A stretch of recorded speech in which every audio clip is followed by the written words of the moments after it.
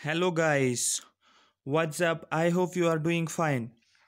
आज हम स्टार्ट करने वाले हैं फोर्थ पार्ट इकोनॉमी का। राइट, इकोनॉमी का फोर्थ लेक्चर हम स्टार्ट करने वाले हैं आज। इसमें हम जो हमने 3 लेक्चर्स पहले किया हुआ है उसके आगे हम चलेंगे। ठीक है, हम एक ऑर्डर में चल रहे हैं, हम एक सीरीज बना रहे हैं। ये आरबीआई का ही एक पार्ट है, फोर्थ लेक्चर है आरबीआई का। ठीक है, ये मैंने आपको ऑलमोस्ट पूरा कवर किया हुआ है। ठीक है, जितना डेप्थ तक हमें जाना चाहिए और समझना चाहिए कॉन्सेप्ट्स को। ठीक है, तो उसी हिसाब से हम चलेंगे। आपको सिर्फ क्या करना है, पेशेंस रखना है। आपको इकोनॉमी जो है इसको अच्छे तरीके से समझना है। हर एक टॉपिक को आपके पास 3-4 मंथ्स जो है, आपके पास 4 to 4.5 मंथ्स आपके पास मोर देन सफिशिएंट है। आराम से टॉपिक्स को पढ़ना है और अच्छे से समझना है। ठीक है, सिर्फ पेशेंस रखना है और कमेंट्स में मेंशन किया करो कि क्या क्या प्रॉब्लम्स आ रही है, कहाँ पर क्या हो रहा है। ठीक है, इसमें कुछ करंट इश्यूज भी हैं। ठीक है, ये वैल्यूज जो होते हैं जनरली आरबीआई की, ये चेंज होता जा रहा है क्योंकि 3 मंथ्स के बाद आरबीआई की नई गाइडलाइंस आते हैं तो वैल्यू चेंज होते हैं। तो जब आपका एग्ज़ाम होगा, एग्ज़ाम से पहले लास्ट वीक में ही मैं आपको एक एक्स्ट्रा लेक्चर लेकर आऊँगा। वो रिलेटेड होगा जो चेंज उस टाइम तक किया होगा आरबीआई ने, तो वो सभी चेंज मैं अपडेट करूँगा। ठीक है, अभी इन लेक्चर्स में आप सिर्फ कॉन्सेप्ट्स पे फोकस करो। कैसे आरबीआई अपना यूज़ कर रहा है, कैसे वो बैंक्स को कंट्रोल करता है, हर एक चीज़। ठीक है, कैसे अपने पावर जो है उसके पास वो यूज़ करता है। आज हम आगे चलेंगे। ठीक है, इस लेक्चर को मैं प्रोवाइड कर रहा हूँ थ्रू SSS के ज़रिए से। बेस्ट प्लेटफॉर्म है फ्री एजुकेशन के लिए। राइट, मैं कुछ कमेंट्स देख रहा था, उसमें बच्चों ने लिखा था कि सर आप ज़्यादा डीप जा रहे हो, एसएसबी के लिए इतना डीप जाने की ज़रूरत नहीं है। देखो गाइस, मसला क्या है? मसला ये है कि आप ये चाहते हो कि 2-3 लेक्चर्स में 10-10 15-15 मिनट का लेक्चर होगा, 2-3 लेक्चर्स में मतलब 45 मिनट्स में ओवरऑल टॉपिक कवर होना चाहिए। ऐसा नहीं होता है। मुझे बहुत एक्सपीरियंस है एग्जाम्स की, कैसे एक क्वेश्चन ठीक होता है जब तक उसके बारे में आपको अच्छी इन्फॉर्मेशन नहीं होगी। ठीक है, ठीक कंप्लीट इन्फॉर्मेशन आप जब तक आपको टॉपिक के बारे में नहीं होगा तब तक क्वेश्चन ठीक नहीं होने वाला। हाँ, एक चीज़ है, अगर क्वेश्चन पेपर इजी आता है तो वो सबको ठीक होता है, वो डिसाइडिंग फैक्टर नहीं होता है। जो टफ होता है, टफ पोर्शन डिसाइड करेगा आपका कि अगर आप पढ़ के जा रहे हो एग्जाम में, आपने अच्छे तरीके से तैयारी की, फिर पेपर टफ आता है, आप एक्सपेक्ट करोगे 100% कि आपकी सिलेक्शन होगी। जब पेपर टफ आता है, लेकिन उस टफ पेपर को आप पढ़ कर गए होंगे, आपने अच्छी तैयारी की होगी, स्टिल आपको पेपर टफ लग रहा है, आप ये करोगे एक्सपेक्ट आपकी सिलेक्शन है। उसमें आप 40 करके आओ, 50 करके आओ, 60 करके आओ। लेकिन अगर पेपर इजी आता है, उसमें से जिसने अच्छे से पढ़ा होगा वो मार खा लेता है। ठीक है, क्योंकि वो सुपरफिशियली वो क्वेश्चंस पूछे जाते हैं ऊपर ऊपर से, तो सब करके आते हो, तो उसका मेरिट भी टफ होता है, ज़्यादा होता है। इसीलिए हमेशा जो भी टॉपिक पढ़ो उसको अच्छे से पढ़ो, डिटेल में पढ़ो, फिर जहाँ से भी क्वेश्चन पूछ सकते हो आप उसका क्वेश्चन को हैंडल कर सकते हो। क्योंकि पढ़ाई एक ही बार होती है, बार बार नहीं पढ़ना होता है। तो अच्छे तरीके से टॉपिक को समझो। और इकोनॉमिक्स तो ओवरऑल ऑलमोस्ट सब बच्चों का मतलब वीक ही होता है। अगर इसमें आप थोड़ा सा पेशेंस रखोगे, अच्छे तरीके से टॉपिक्स को कवर करोगे, रिवाइज करोगे, तो आपको बहुत ज़्यादा हेल्प करेगा ये। ठीक है, तो इस पर फोकस करो, क्योंकि पिछली बार बच्चों का बहुत कम मार्क्स आए हुए हैं, 2-3 मार्क्स हार्डली ऊपर ऊपर से पढ़ कर गए। तो वो वैसे अगर अच्छे से जाओगे तो मतलब 6 से ऊपर ऊपर आपको आएंगे, मतलब 7-8 तक आपको मिल जाएगा। बात समझ में आ रही है? तो चीज़ों को अच्छे तरीके से समझो। और जो मैं आपको ये पढ़ा रहा हूँ, ये आपको बहुत ज़्यादा हेल्प करेगा। कल आप सिविल सर्विस के लिए जा रहे हो, केस के लिए अगर एग्ज़ाम दे रहे हो आप, क्योंकि उसके पोस्ट निकल चुके हैं, तो उसके लिए अब ये आ जाएगी रजिस्ट्रेशन कब से करना होगा, शायद नेक्स्ट वीक से जो भी है, उसके लिए आपको ये बहुत ज़्यादा हेल्प करेगा, उसके लिए भी हेल्प करेगा। तो आपका इकोनॉमी उस साइड से भी आपका तैयार हो रहा है। ठीक है ना, तो इसीलिए हम टॉपिक को डीप में जा रहे हैं, सो दैट आपको अच्छे से समझ में आ जाए। ठीक है, अब आज हम स्टार्ट करने वाले हैं। पिछला मैंने आपको बोला था जो credit control measures RBI use करता है, उसमें से हमने क्वांटिटेटिव पार्ट पढ़ा था। तो आज हम क्वालिटेटिव क्रेडिट कंट्रोल मेजर्स हम पढ़ेंगे।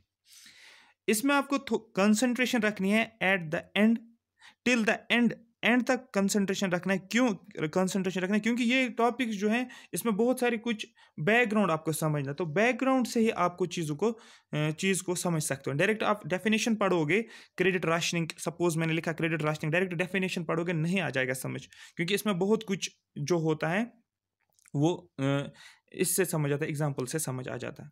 ठीक है, तो सबसे पहले कौन कौन सा क्वालिटेटिव क्रेडिट कंट्रोल मेजर्स होते हैं? क्रेडिट राशनिंग, या इसका दूसरा नाम होता है rationing of a credit, rationing of credit भी इसको बोलते हैं, या क्रेडिट राशनिंग भी बोलते हैं, कुछ बुक्स में ऐसे लिखा होगा। Number second is variation in margin requirements. Number third moral suasion and direct action. Number fourth regulation loans for consumption purpose.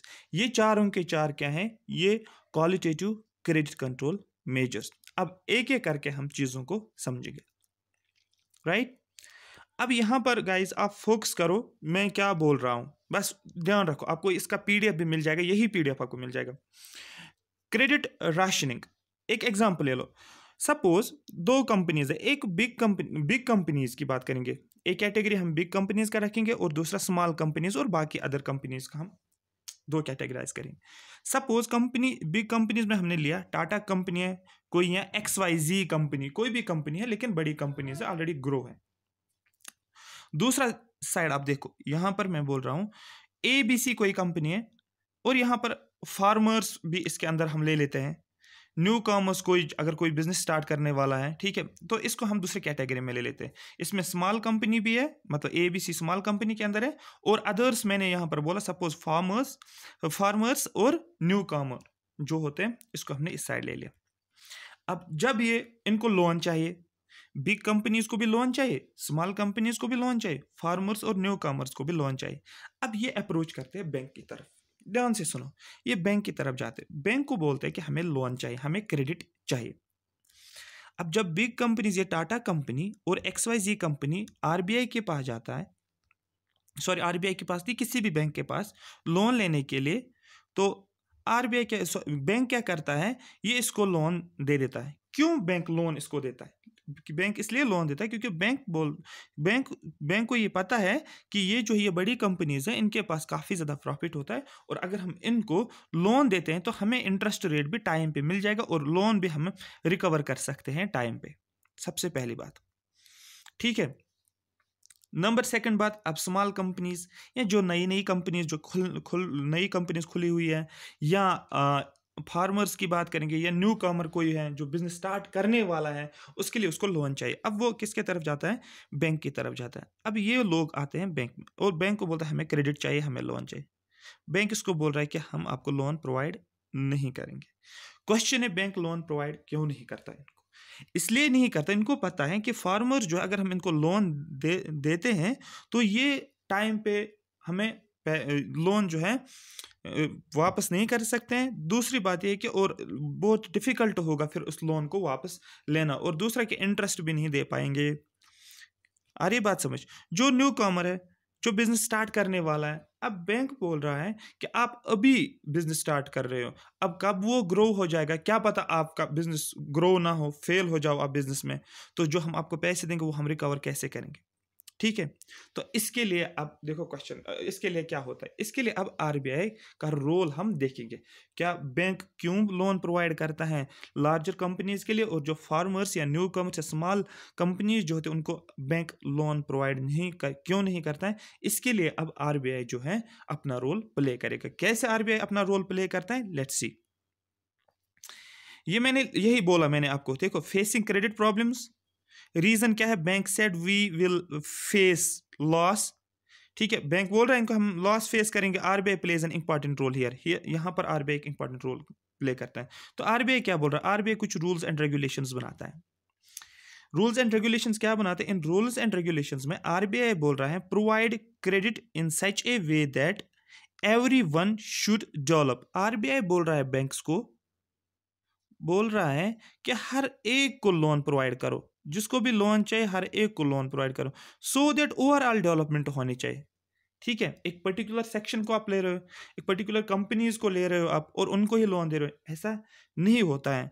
Rules and regulation बनाया RBI ने, और RBI बैंक्स को गाइडलाइंस दे रहे हैं। ठीक है, और उनको बोला था इन रूल्स एंड रेगुलेशंस के बेस पे आप चलो, और लोन क्रेडिट जो है या लोन जो है ये हर एक को मिलना चाहिए, सो दैट हर एक के डेवलपमेंट हो। अब ये कैसे पॉसिबल है देखते हैं। ठीक है, सपोज अब RBI क्या बोल रहा है? RBI ने एक रूल बनाया है, एक गाइडलाइन दी, उसने बोला अगर आप 100 रुपीज़ का क्रेडिट देते हो, मतलब सपोज या 100 करोड़ का क्रेडिट दे रहे हो, मतलब 100% आप लोन प्रोवाइड कर रहे हो, तो उसमें से 40% जो है ये किन के लिए रखो, ये प्रायोरिटी सेक्टर्स के लिए रखो। बात को समझो आराम से, किन के लिए रखो, प्रायोरिटी सेक्टर्स के लिए। अब क्वेश्चन है 40% प्रायोरिटी सेक्टर्स के लिए तो है, लेकिन अब प्रायोरिटी सेक्टर्स में कौन कौन सा सेक्टर आता है, प्रायोरिटी सेक्टर्स में से कौन कौन सा, तो प्रायोरिटी सेक्टर्स के अंदर कौन कौन सा था, agriculture, education, exports, housing, renewable energy, बहुत सारे सेक्टर्स, ये मैंने कुछ एग्जांपल्स लिए यहाँ पर, ये प्रायोरिटी सेक्टर्स हैं, बैकवर्ड क्लासेस, एमएसएमईज। ठीक है, अगर 100% लोन दिया जाता है, उसमें से प्रायोरिटी सेक्टर्स के लिए 40% रखा जाता है। क्वेश्चन आएगा कि क्रेडिट राशनिंग में कितना परसेंट प्रायोरिटी सेक्टर्स के लिए रखा गया है, आरबीआई ने 40%। ये एमसीक्यू आपके लिए बन सकता है, इसको आपको याद रखना, इसलिए मैंने यहाँ पर हाईलाइट किया। अब 40% तो रखा गया प्रायोरिटी सेक्टर्स के लिए, लेकिन अब क्वेश्चन है एग्रीकल्चर सेक्टर के लिए कितना है, 40% में से 18% अब एग्रीकल्चर सेक्टर के लिए प्रोवाइड किया जाता है। लेकिन ठीक है, अब बैंक्स प्रोवाइड कर रहे हैं लोन, किनको, एग्रीकल्चर सेक्टर को लोन प्रोवाइड कर रहे हैं 18% आउट ऑफ 40%, बाकी जो बाकी सेक्टर्स को। अब नेक्स्ट क्वेश्चन जो राइज होता है वो क्या है, वो क्वेश्चन है कि एग्रीकल्चर में जो है वहाँ पर डिफरेंट टाइप्स ऑफ फार्मर्स हमारे पास है। एक मार्जिनल फार्मर्स हैं जिनके पास लैंड होता है, लेकिन बहुत स्मॉल पार्ट ऑफ लैंड उनके पास होता है, स्मॉल फार्मर्स हैं, मीडियम फार्मर्स हैं और लार्ज फार्मर्स हैं। तो बैंक क्या करेगा, बैंक इन 40 जो 18% है ये किसको देगा, ये लार्ज फार्मर्स को देगा। क्यों बैंक चाहेगा कि मैं 18% लोन जो है लार्ज फार्मर्स को दूं, इसलिए क्योंकि लार्ज फार्मर्स के पास लैंड ज़्यादा होता है, उनकी ज़्यादा कल्टीवेशन होती है और ज़्यादा कमाई होती है, तो उनको इसका इंटरेस्ट भी मिल जाएगा और वो लोन भी वो वापस पे कर पाएंगे टाइम के अंदर अंदर, जो भी इनको टाइम दिया होगा कि लोन कब तक आपको रिपे करना है। बात समझ में आ रही है? तो बैंक के हिसाब से तो वो चाहेगा कि मैं लार्ज फार्मर्स को दूं, ठीक है। लेकिन अब आरबीआई फिर से बोल रहे हैं 18% एग्रीकल्चर सेक्टर को तो है, लेकिन उसमें से आपको 8% जो मार्जिनल फार्मर्स है जिनके पास small part of the land है उनके लिए रखना है।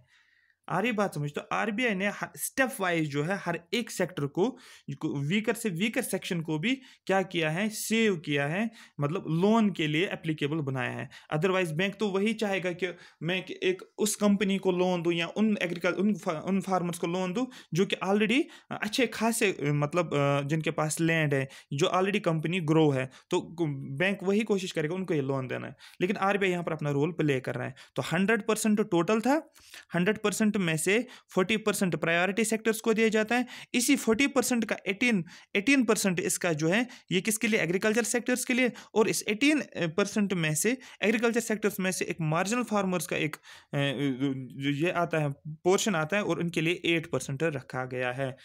बात समझ में आ रही है? अब रिमेनिंग आप देखोगे यहाँ पर कुछ इंपॉर्टेंट है बैकवर्ड क्लासेस के लिए 40% में से, ठीक है, क्योंकि ये प्रायोरिटी सेक्टर के अंदर आता है। 40% में से 10% बैकवर्ड क्लास के लिए और एमएसएमई का फुल फॉर्म याद रखना है, medium micro small and medium enterprises को बोलते हैं, ठीक है, micro small and medium enterprise. इसके लिए 7.5% लोन दिया जाता है, क्रेडिट दिया जाता है।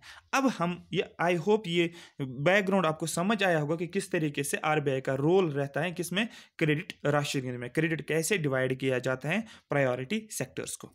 अब यही डेफिनेशन हम यहाँ पर देखेंगे।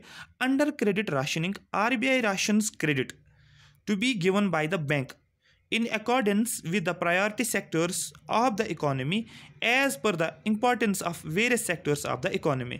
क्रेडिट राशनिंग में क्या होता है, आरबीआई क्रेडिट को डिवाइड करता है, राशन करता है, ठीक है, जो कि बैंक प्रोवाइड करता है उस क्रेडिट को in accordance with the priority sector. और बैंक क्या करता है, वो क्रेडिट प्रोवाइड करता है प्रायोरिटी सेक्टर जो है इकोनॉमी के, उनको प्रोवाइड करता है as per the importance of various sectors of the economy. इसमें क्या किया जाता है, हर एक सेक्टर को इकोनॉमी में इंपॉर्टेंस दी जाती है। यही बोला था मैंने कि हर एक सेक्शन को डेवलप करना ज़रूरी है। ये ना ऐसा ना हो कि आप एक पर्टिकुलर सेक्शन को ही लोन प्रोवाइड करोगे, वो तो ज़्यादा ही क्या हो जाएगा, रिच हो जाएगा दिन ब दिन, और पुअर जो है वो पुअर ही रहेगा। तो इसलिए आरबीआई ने ये क्रेडिट राशनिंग का स्टेप ले लिया है। डायरेक्शंस किसको देता है, बैंक्स को डायरेक्शंस देता है। आई होप यहां तक आपको समझ आया होगा। ज्यादा जल्दी लाइक करो सब जल्दी, और कमेंट्स भी मेंशन करो कि आपको समझ आ रहा है, कोई इशू तो नहीं है, PDF साफ दिख रहा है, जो भी आपको लिखना आप लिख सकते हो। और लाइक करो और शेयर भी करो, चैनल को सब्सक्राइब साथ साथ करो, ठीक है। चलो नेक्स्ट जो है वेरिएशन इन मार्जिनल रिक्वायरमेंट। अब इसमें हम समझेंगे वेरिएशन मार्जिनल रिक्वायरमेंट, एक बैकग्राउंड समझेंगे। सपोज एक फार्मर है, अब फार्मर के पास लैंड होता है, सपोज वो लैंड में क्या करता है, राइस कल्टीवेशन, उसके पास लैंड है, मैंने एक एग्जांपल लिया है राइस कल्टीवेशन की, राइस कल्टीवेशन। लेकिन कल्टीवेशन करने के लिए इसके पास पैसा चाहिए, ठीक है, उसको क्या करना होता है, जो खाद होती है वो चाहिए, उसको इलेक्ट्रिसिटी की ज़रूरत पड़ती है, वाटर की ज़रूरत पड़ती है, हर एक चीज़ जो होता है इसको उस चीज़ की ज़रूरत, मशीनरी की ज़रूरत पड़ती है, क्योंकि जब वो राइस को कल्टीवेट करता है उसके लिए बहुत सारी चीज़ों की ज़रूरत होती है। लेकिन वो इसको तभी मिलेगा जब इसके पास पैसा होगा। अब इस कल्टीवेशन करने के लिए इसको पैसा चाहिए। अब फार्मर्स क्या करेंगे, वो जाएंगे बैंक की तरफ और बैंक को बोलेंगे हमें लोन चाहिए। बैंक बोलेगा यू आर मोस्ट वेलकम, लेकिन एक शर्त, हम आपको लोन देते हैं। तो बैंक बोल रहा है इनको हम आपको लोन प्रोवाइड करेंगे, लेकिन ये बताओ कि हमें सिक्योरिटी में क्या मिलेगा, तभी तो RBI को लोन देगा। क्योंकि अगर वो कल सपोज जो फार्मर्स हैं वो लोन नहीं दे पा रहे हैं वापस बैंक को, तो बैंक के पास जब सिक्योरिटी होगी तो वो उसी सिक्योरिटी को यूज करके उसकी प्रॉपर्टी जो भी है उसको हड़प सकता है ना, अपना लोन रिकवर करने के लिए। जैसे आप बैंक में जाते हो तो बैंक में आपको कोई रखना होता है ना, क्या क्या बोलते हैं उसको, उसको कुछ बोलते हैं, मुझे अभी याद नहीं आ रहा है, ठीक है। जो दूसरा पर्सन है उसका अकाउंट भी लिंक किया जाता है, सो दैट अगर आप लोन नहीं पे करोगे तो आपका लोन जो है वो कट जाएगा, उसके अकाउंट से लोन कट जाएगा, ठीक है। अब यहां पर देखो फार्मर क्या बोल रहा है, इसको फार्मर बोल रहा है बैंक को मेरे पास जो है राइस क्रॉप्स मेरे पास हैं, ठीक है, जो मेरे पास लैंड है उसमें मैं राइस क्रॉप की कल्टीवेशन करता हूँ और जिसका वर्थ जो है 20 लाख वर्थ है उसका, ठीक है। जो ही मैं कल्टीवेशन करूंगा, ठीक है, तो कल्टीवेशन करने के बाद मुझे राइस मिल जाएगा, मैं मार्केट में भेजूंगा, मुझे पैसे मिलेंगे, मैं आपको पैसे वापस देता हूँ, ठीक है। RBI इसको बोल रहा है, बैंक इसको बोल रहा है ठीक है, आपके पास जब इतना लैंड है, इतना कल्टीवेशन आपको हो रहा है 20 लाख का कल्टीवेशन, तो ठीक है हम आपको लोन प्रोवाइड करेंगे। लेकिन ये बताओ हमें, बैंक RBI को बैंक फार्मर्स को बोल रहा है ये बताओ कि अगर मॉनसून फेल हुआ तो क्या हो जाएगा फिर। तो फार्मर बोल रहा है इसको ठीक है, सपोज अगर मॉनसून फेल भी हो रहा है, मॉनसून टाइम पे नहीं हो रहा है, क्रॉप्स कल्टीवेशन नहीं होते, मैं आपको पैसे नहीं दे पाऊंगा, लेकिन मैंने एक पॉलिसी बनाई है इंश्योरेंस पॉलिसी, और इंश्योरेंस पॉलिसी में जो मुझे पैसा मिल जाएगा वो आपको मैं प्रोवाइड करूंगा। अब जो है कन्विंस होता है कौन, बैंक कन्विंस होता है और ये फार्मर को लोन प्रोवाइड करता है। अब बैंक के पास एक रूल होता है, उस रूल को यूज करके क्या करता है, सपोज ये बोल रहा है कि इसका वर्थ जो है 20 लाख वर्थ है, किसका, लैंड का या क्रॉप का वर्थ है। बैंक करता है कम, ये 4 लाख पहले ही क्या करता है अपने पास रखता है, ठीक है। बैंक क्या करता है, ये 4 लाख को अपने पास रखता है और 16 लाख जो है ये किसको देता है, फार्मर्स को, ठीक है। वर्थ कितना है, वर्थ 20 लाख का है, वो डॉक्यूमेंट्स पहुंच गए किसके पास, बैंक के पास। बैंक इसको 20 लाख का अमाउंट नहीं देगा, लोन नहीं देगा। बैंक क्या करता है, ये बोल रहे इसको आपने तो 20 लाख का मुझे दिया डॉक्यूमेंट जो भी है, सिक्योरिटी रखा है यहाँ पर, उसके लिए बदले में आपको 16 लाख ही लोन प्रोवाइड करूंगा। फार्मर को लोन मिलता है 16 लाख का। अब मुझे बताओ फार्मर, देखो अब क्या, फार्मर को जो ही 16 लाख रुपीज जो है हाथ में आता है वो चालाकी करना शुरू करता है। अब चालाकी देखो क्या करेगा, वो कलेवर बन जाता है। कैसे, फार्मर क्या करता है, ये इन 16 लाख को मार्केट से क्या करता है, राइस खरीदता है। इसका मतलब इसके पास राइस है जिसका टोटल प्राइस कितना है, 16 लाख का राइस इसने घर पे रखा है। और दूसरा, अब ये कल्टीवेशन भी करेगा, कल्टीवेशन कितना करेगा, 20 लाख की कल्टीवेशन भी करेगा ना इस साल के लिए। 16 तो इसने लोन लिया बैंक से, वहां से तो ये खरीदेगा मार्केट से राइस और घर पे रखेगा। दूसरा जो है इसका अपना कल्टीवेशन भी 20 लाख का होता है, तो इसका मतलब 20 + 16 जो है 36 लाख वर्थ जो है इसकी राइस कल्टीवेशन है, किसके पास, एक फार्मर के पास घर पे।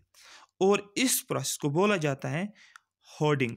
याद रखो, मतलब पूरा जो राइस की कल्टीवेशन है एक जगह पर इसने इकट्ठे किया है, किसने, फार्मर ने, ठीक है। अब फार्मर क्या करता है, इसको पता है फ्यूचर में क्या होने वाला है, राइस का प्राइस जब बढ़ जाएगा मैं इसको मार्केट में भेजूंगा, जब मार्केट में भेजूंगा मैं इसको, ठीक है, तो मुझे ज़्यादा से ज़्यादा पैसा मिल जाएगा। जो ही इसको प्राइस अगर अभी 5 रुपये राइस का केजी है, ये देख रहा है कि 8 रुपये प्राइस राइस का केजी जब हो जाएगा तो मैं इसको उस टाइम भेजूंगा, ठीक है। लेकिन जब फार्मर क्या कर, अब देखो फार्मर के पास घर पे बहुत ज़्यादा राइस है, लेकिन मार्केट में राइस ही नहीं है बेचने के लिए, ठीक है। मार्केट में राइस नहीं है बेचने के लिए। जब मार्केट में राइस बेचने के लिए नहीं है तो क्या हो जाएगा, डिमांड बढ़ जाती है, क्योंकि लोग तो डिमांड करेंगे ही राइस को। जब लोग डिमांड बढ़ जाती है तो प्राइस क्या हो जाता है, बढ़ जाता है। जब प्राइस बढ़ जाता है तो फार्मर क्या करता है, ये राइस बेचना शुरू कर दे। जब डिमांड बढ़ जाती है तो ये राइस बेचना शुरू करता है, लेकिन ब्लैक मार्केट में। जब ब्लैक मार्केट में राइस बेचता है उसकी वजह से क्या होता है, इन्फ्लेशन हो जाता है। जब मार्केट में इन्फ्लेशन हो जाता है, अब यहां पर क्या होता है, आरबीआई अपना रोल प्ले करता है। बात समझ में आ रही है? लोगों की डिमांड ज़्यादा हो जाती है, मार्केट में राइस की राइस कम है। ये जो है फार्मर ने जो घर पे रखा था, होर्डिंग में रखा था इसको, ठीक है, वो अब हायर प्राइस में बेच रहा है इसको, ठीक है। तो मार्केट में क्या होता है, इन्फ्लेशन होना शुरू हो जाता है, क्योंकि लोगों की डिमांड ज़्यादा है। अब जिसके पास राइस है, अगर इनको मार्केट में 5 रुपये का राइस मिलता था, अब मार्केट में राइस अवेलेबल नहीं है, किसी पर्सन के पास घर पे है, सपोज मेरे पास है, मैं बोलूँगा उनको, मुझे पता है मार्केट में राइस नहीं मिल रहा है, तो मैं क्या करूँ, मैं बोलूँगा मैं तभी राइस दे दूँगा अगर आप मुझे 10 रुपये दे दोगे। लेकिन लोगों को तो चाहिए, ठीक है। ये तो एक कमोडिटी है जो लोगों को डेली लाइफ में चाहिए इसको, ठीक है। तो मैं बोलूँगा 10 रुपये मुझे दोगे तो मैं आपको राइस दे दूंगा। तो मैं क्या करता हूँ, मैं 10 रुपये में राइस बेचता हूँ। जो उनको मार्केट में क्या मिलता था, गवर्नमेंट का प्राइस 5 रुपये में मिलता था इनको, लेकिन मैं 10 में देता हूँ। इसका मतलब ये होता है मार्केट में क्या होता है, इन्फ्लेशन होना शुरू हो जाता है, क्योंकि डिमांड बढ़ जाती है। अब यहाँ पर आरबीआई क्या बोलता है बैंक्स को, देखो वो डायरेक्शंस देता है बैंक को। अब यहाँ तक आई होप समझ आया होगा। देखो आरबीआई क्या डायरेक्शंस देता है, आरबीआई डायरेक्शंस देता है बैंक को, बोल रहे हैं कि जो आप इसको क्या करते थे, 20 लाख का लोन देते थे, अब आप क्या करिए, मैं एक एग्जांपल बोल रहा हूँ, अब आप क्या करो, इसको 20 लाख का लोन मत दो, इसको 6 लाख तक ही लोन दो, ठीक है। पहले ये 20 लाख का इसके पास ये खरीदता था, इन 20 लाख से या 16 लाख से एक पूरा खरीदता था, ये राइस खरीदता तो घर पे रखता था। लेकिन अब आरबीआई बैंक्स को डायरेक्शन दे रहा है, अब आप क्या करो, रिड्यूस द मार्जिन। जो आप 20 से लेकर आ रहे थे, अब आप 6 पे आ जाओ, या 5 पे आ जाओ, या 4 पे आ जाओ, जो भी है। तो फ्रॉम 20 से 6 तक लेकर आ जाता है। तो बैंक अब क्या करते इसको, जब नेक्स्ट टाइम फार्मर जाता है बैंक पे, बैंक इसको बोल रहा है अब आपको 16 नहीं मिलेगा, अब आपको 6 मिलेगा, या 5 मिलेगा, 4 मिलेगा, जो भी आरबीआई ने रखा होगा, ठीक है। इसी को बोला जाता है रिड्यूस द मार्जिन, ठीक है। Banks are saying it is, और बैंक्स क्या रेस्पॉन्स देते हैं किसको, आरबीआई को। बैंक्स बोल रहे हैं जो भी responsibility, it is the responsibility administration at the district level to keep watch on such storage centres if any. तो बैंक बोल रहा है, ये तो एडमिनिस्ट्रेशन है, जो डिस्ट्रिक्ट एडमिनिस्ट्रेशन होता है उनकी रेस्पॉन्सिबिलिटी है। अगर कोई ब्लैक मार्केटिंग कर रहा है तो ये चीज़ उसको देखना है, हम इसमें कुछ नहीं कर सकते हैं, ठीक है। तो ये मतलब बैंक बोल रहा है कि इसको, आरबीआई को, ये तो एडमिनिस्ट्रेशन की का इशू है, डिस्ट्रिक्ट लेवल पे उसको नज़र रखनी चाहिए, जहाँ पर ये कोई भी एक्टिविटी अगर होती है, कहाँ पर, मार्केट में किसी ने ब्लैक मार्केटिंग अगर कोई कर रहा होगा। तो इसका मतलब ये है, अब मैं इसकी डेफिनेशन पढ़ूंगा, अब आपको आई होप समझ में आएगा। Variation in marginal requirement means, it means that RBI में instruct banks from time to time to raise margin in loans for essential commodities, ठीक है, so as to prevent hoarding, speculation and black marketing, ठीक है। तो पहले कितना दे रहा था, सपोज पहले इसको बोल रहा था इंटरेस्ट रेट कितना दे रहा था, सपोज 5% इंटरेस्ट रेट पे। अब बैंक क्या करेगा, नेक्स्ट साल बोलेगा अब 15% पे आपको ये लोन मिल जाएगा। इसका मतलब ये मार्जिन को क्या करता है, लोन के मार्जिन को बढ़ा देता है, ठीक है। या आप इस तरीके से बोल सकते हो कि पहले ये कितना दे रहा था, इसको 20 लाख का दे रहा था, अब ये बोल रहा है इसको नहीं, अब आपको 6 लाख ही मिल जाएगा। बात समझ में आ रही है? इस तरीके से आप इसको बोल सकते हो। तो यही बोला जाता है, आरबीआई में instruct banks from time to time to raise margins in loans to essential commodities so as to prevent hoarding, speculation and black marketing. Suppose a rice trader when take a loan from bank against his rice crop of say rupees 20 lakh, against which bank will give him a loan of rupees 16 at a margin of 20%। तो bank इसको बोल रहा है कि ठीक है मैं आपको 20%, मतलब आपको तो आप मुझे लोन बोल रहे हो, लेकिन आपको 20% पे लोन मिलेगा, ठीक है। मतलब आपको क्या होना है, आपको फिर 20% जब आप मुझे लोन पे करोगे वापस, आपको 20% एक्स्ट्रा देना है, जो इंटरेस्ट रेट आप समझो। तो अब नेक्स्ट टाइम क्या बोल रहा है आरबीआई, ठीक है अब मैं क्या कर रहा हूँ, मैं 30% बढ़ा रहा हूँ। जब 30% बढ़ा रहा हूँ, लोग क्या करेंगे, फार्मर्स क्या करेंगे, वो बोलेंगे हमें लोन ही नहीं चाहिए। क्यों नहीं चाहिए? कि उनको पता है अब हमें हायर इंटरेस्ट रेट पे लोन मिल रहा है। इसी को बोला जाता है यहाँ पर मार्जिन क्या बोलते हैं इसको, हाँ मार्जिन को रेज किया जाता है। The traders may use this fund to buy more rice, और ट्रेडर्स क्या करते हैं, जब इनको ज़्यादा पैसा मिलता है फार्मर्स क्या करते हैं, ये ज़्यादा से ज़्यादा राइस खरीदते हैं, which thereby may create shortage of rice, जिसकी वजह से मार्केट में राइस की शॉर्टेज हो जाती है, and thereby he may indulge in hoarding and black marketing, उसके बाद क्या हो जाती है, ब्लैक मार्केटिंग में वो उस राइस को यूज़ करता है। This means a bank loan has help him to speculate, इसकी वजह से बैंक लोन की वजह से इसने स्पेकुलेशन ज़्यादा से ज़्यादा की हुई है। In such a case RBI may direct banks to raise margin to 60 to 70%। Suppose पहले 20% पे लोन दे रहा था, अब RBI इसको बोल रहा है 30 पे, 40 पे, 50 पे, 60 पे, 70 से अब इसलिए कि सो दैट फार्मर जो है इस लोन को ना ले पाए फिर, ठीक है, क्योंकि इसको कंट्रोल भी करना है, किसको कंट्रोल करना है, ब्लैक मार्केट को कंट्रोल करना है, so that the capacity of traders में 10 बी रिड्यूस्ड, तो ट्रेडर्स की कैपेसिटी को रिड्यूस किया जाएगा। नंबर 3 हम डिस्कस कर रहे हैं regulating loan for consumption purpose, मतलब कंजप्शन पर्पज के लिए ऐसा लोन होता है जो हम खाने पीने के लिए ले रहे हैं, ठीक है, कंजप्शन पर्पज के लिए अपने खर्चे के लिए ले रहे हैं। फॉर एग्जांपल ऐसा लोन ले रहा हूँ मैं जा रहा हूँ कहीं पर पिकनिक, मैं ले रहा हूँ 10-20 हज़ार बैंक से लोन और फिर पिकनिक पे जा रहा हूँ, ठीक है, तो इसको बोलते हैं कंजप्शन पर्पज, या खाना पीना जो होता है उस पर्पज के लिए मैं लोन ले रहा हूँ। सपोज यहाँ पर एक एग्जाम्पल समझो, आपको समझ में आएगा। पर्सन ए और पर्सन बी है। पर्सन ए को चाहिए पर्सनल लोन, इसको पेरिस जाना है। पर्सन बी जो है इसको लोन चाहिए बिजनेस के लिए।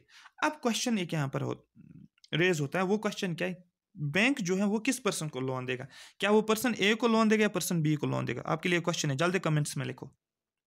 वो पर्सन बी को लोन देगा, क्यों? इसको बिजनेस पर्पज के लिए है, और बैंक को पता है कि अगर मैं इसको लोन देता हूँ इसका बिजनेस ग्रो हो जाएगा और मुझे वो पैसे वापस मिल जाएंगे।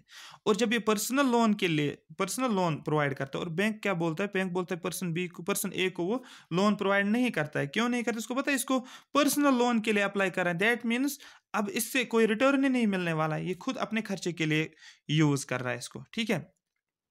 इसलिए लिखा मैंने, for economic development banks will provide loan person B को because it has multiple benefits in economic development. इसको पता है बैंक को कि अगर मैं बिजनेस पर्पज के लिए लोन प्रोवाइड कर रहा हूँ तो इससे मल्टीपल बेनिफिट्स हैं इकोनॉमी में। क्या क्या बेनिफिट्स हैं अगर आप देख सकते हो, सपोज मैं कोई कंपनी खरीद रहा हूँ या कोई बिजनेस स्टार्ट कर रहा हूँ, मुझे बैंक लोन प्रोवाइड कर रहा है, वहाँ पर सिर्फ बैंक को ही फ़ायदा नहीं है कि उसको इंटरेस्ट मिलेगा, बाकी लोगों को भी वहाँ पर फ़ायदा है, जो जिनको एम्प्लॉयमेंट मिल जाएगी, प्रोडक्शन हो जाएगी ज़्यादा से ज़्यादा चीज़ों की, और लोगों को भी नौकरियाँ मिल जाएंगी यहाँ पर, ठीक है, लोग भी एडजस्ट हो जाएंगे। तो इसलिए उसको बोला जाता है, जब बिजनेस पर्पज़ के लिए दिया जाता है, इसके मल्टीपल इकोनॉमिक बेनिफिट्स हैं, राइट, यही लिखा होता है यहाँ पर, ठीक है। अगर बैंक जो है पर्सन ए को लोन प्रोवाइड करता है तो क्या हो जाता है फिर, मतलब पर्सनल लोन प्रोवाइड करता है तो क्या होगा, पर्सन ए जो है ये किस लिए इसको यूज करेगा, कंजप्शन एक्सपेंडिचर करेगा खाने पीने के लिए, ठीक है। तो मार्केट में क्या हो जाएगा, सपोज मैंने लोन के लिए अप्लाई किया 30,000 लोन के लिए, क्या करने के लिए, कंजप्शन पर्पज के लिए, फूड को खरीदने के लिए। अब सपोज मेरे पास पहले पैसा नहीं था तो मैं जो चीज़ खरीद रहा था वो लिमिटेड खरीदता था। अगर मुझे कोई बोलता था कि 10 रुपये में कोई चीज़ मिल रहा है, मैं उसको बोलता हूँ नहीं मुझे 8 में ही चाहिए, ठीक है। तो अब देखो अब क्या हो रहा है, अब मेरे पास पैसा ज़्यादा है क्योंकि मैंने लोन लिया है, मेरे पास पैसा ज़्यादा है।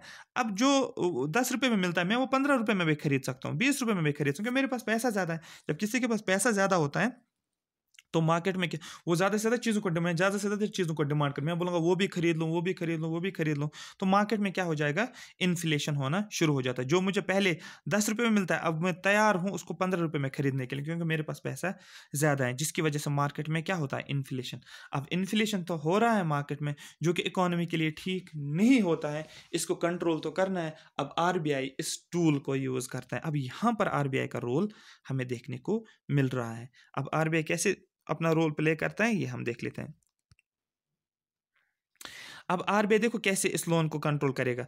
RBI बोल रहा है बैंक्स को, ठीक है आप लोन प्रोवाइड करो, जैसे आप पर्सनल लोन दे रहे थे, आप सपोज 10% पे दे रहे थे, 10% इंटरेस्ट रेट पे आप लोन दे रहे थे पर्सनल लोन, अब आप क्या करो, आप 30% दो। ये मैं एक एग्जांपल के तौर पे समझा रहा हूँ। 30% क्यों 30% पे, अगर कोई पर्सनल लोन, क्योंकि बैंक तो मना नहीं कर सकता पर्सनल लोन के लिए, वो उसको तो देना ही देना है। लेकिन जब पर्सन जाता है पर्सनल लोन के लिए, कोई भी इंडिविजुअल जाता है पर्सनल लोन के लिए, लेकिन पहले पिछले साल उसने 10% में लिया था, उसको 10% ही वापस देना, देना था। पर अगर किसी ने लिया था 1 लाख तो उसको सिर्फ उसमें से कितना देना था, 10,000 एक्स्ट्रा। अब उसको 30,000 एक्स्ट्रा देना है 1 लाख पे। तो दैट मीन्स अब वो नहीं ले लेगा पर्सनल लोन, वो बोलेगा नहीं मुझे पर्सनल लोन नहीं चाहिए, क्योंकि इसके बदले उसको बहुत ज़्यादा देना है, जिसकी वजह से इन्फ्लेशन कंट्रोल हो जाता है मार्केट में। ठीक है, there is also other problem in personal loan. ठीक है, डिफॉल्ट का भी चांस होता है, क्योंकि मैंने पर्सनल लोन लिया, अब मेरे पास ऐसा कोई सोर्स नहीं है जहां से मैं इनकम जनरेट करूंगा, क्योंकि ये तो मैं बिजनेस में नहीं लगा रहा हूँ, ये पैसे ये मैं कंजप्शन पर्पज के लिए लगा रहा हूँ। जब भी आप कोई भी पैसा कंजप्शन के लिए लगा रहे हैं तो उससे कोई रिटर्न नहीं मिल रहा है आपको।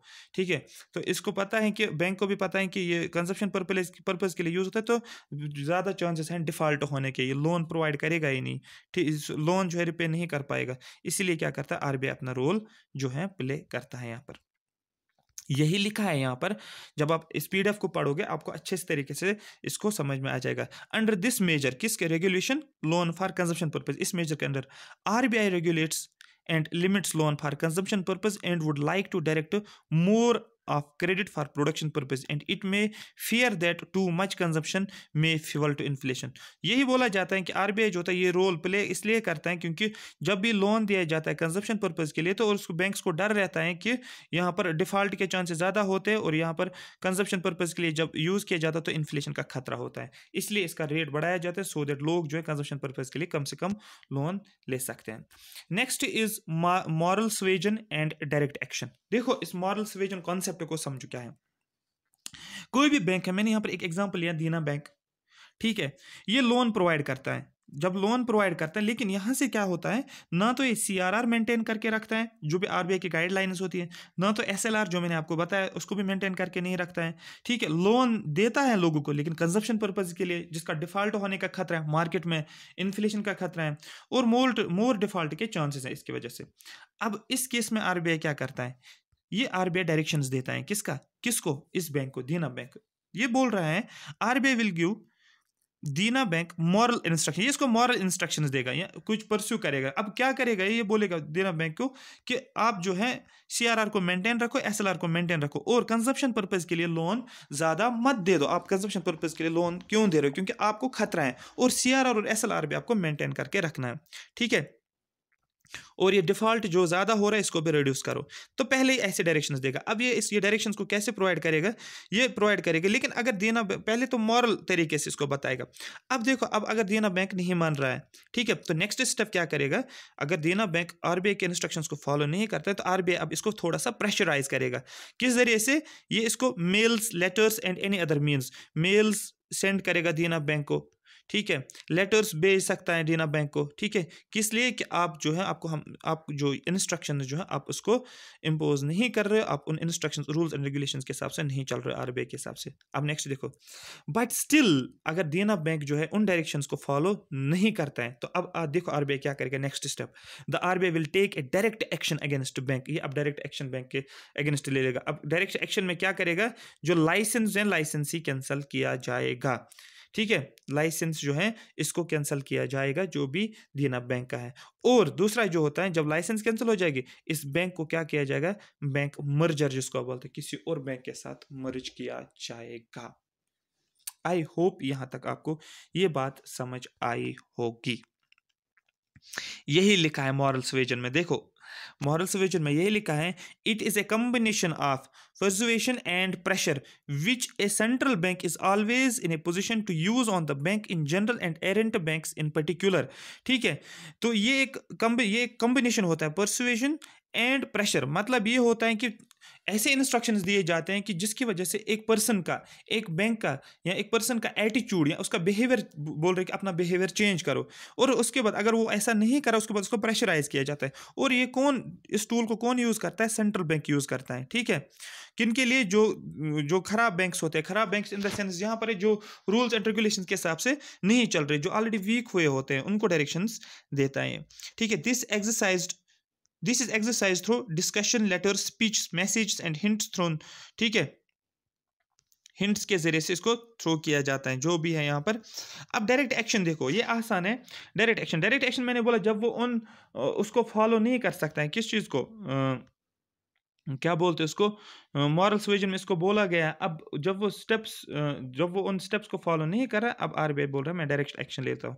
डायरेक्ट एक्शन में क्या किया जाता है, कुछ प्यूनिटिव एक्शंस होते हैं, ठीक है। और इसमें क्या बोला जाता है, आरबीआई जो होता है इसको लाइसेंस कैंसिल करता है, और इसको बोला जाता है जो एसएलआर और सीआरआर जो है, जो आपने मेंटेन करके नहीं रखा है, आपको अब उस पर क्या करना है, आपको चार्ज जो है एडिशनल चार्ज भी पे करना है। एक तो एसएलआर भी मेंटेन करके रखना है, सीआरआर भी मेंटेन करके रखना है, दूसरा जो आपको क्या बोलते हो एक्स्ट्रा चार्जेस भी पे करना ही करना पड़ता है, ठीक है।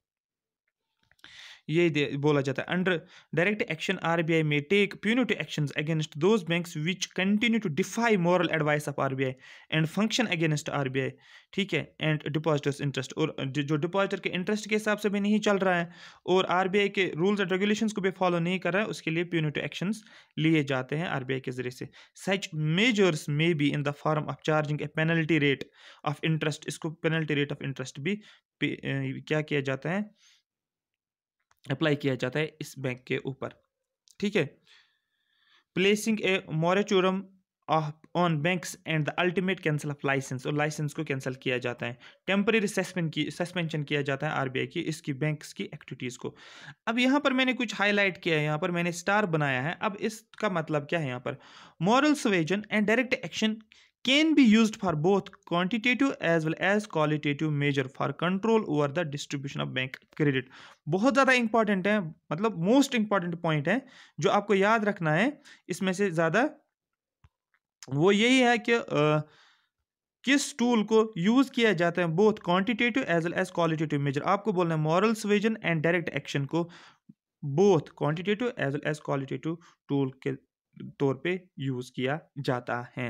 आई होप यहां तक आपको ये समझ आया होगा। अब इसमें हमें क्या बचता है, इसमें हमें ये ऑलमोस्ट आरबीआई कंप्लीट हो गया है, आरबीआई कंप्लीट है यहां तक। अब इसमें से क्या बच रहा है हमें, ये मैं आपको बता दूं। इसमें से हमें, अब हम आरबीआई हमने कंप्लीट किया है, मैं एमसीक्यू लेकर आऊंगा, नेक्स्ट लेक्चर एमसीक्यूज पे होगा, और उसके बाद एमसीक्यू जब कंप्लीट हो जाएगा तो उसके बाद हम स्टार्ट करेंगे मॉनेटरी पॉलिसी को। और ये मॉनेटरी पॉलिसी जो है हमने अप्रॉक्सीमेट 50% कवर किया हुआ है।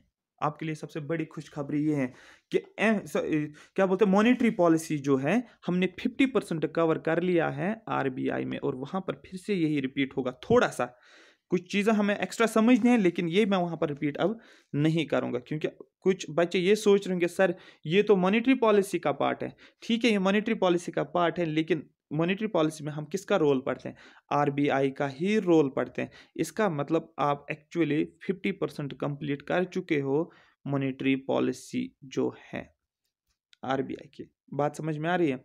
उसमें हमें डिस्कस सिर्फ करना क्या मॉनेटरी पॉलिसी में, monetary policy committee, corrective prompt action, और थोड़ा 2-4 कॉन्सेप्ट है उसको हमें समझना है। ठीक है, कंटिन्यूअसली देखते रहो, एंड तक देखते रहो इस वीडियो को, इस सीरीज को, जब तक ये कंप्लीट हो जाएगा उसके बाद आपको सिर्फ रिवाइज ही करना है, राइट। आई होप आपको ये समझ आएगा। कमेंट्स में मेंशन किया करो कि कहाँ कहाँ पर प्रॉब्लम्स आ रही हैं। इसका पीडीएफ भी आपको इसमें डिस्क्रिप्शन में मिल जाएगा, या टेलीग्राम चैनल पे आपको मिल जाएगा, राइट। सो चलो हम इसको अब स्टॉप करते हैं यहाँ पर। Thank you so much for watching me.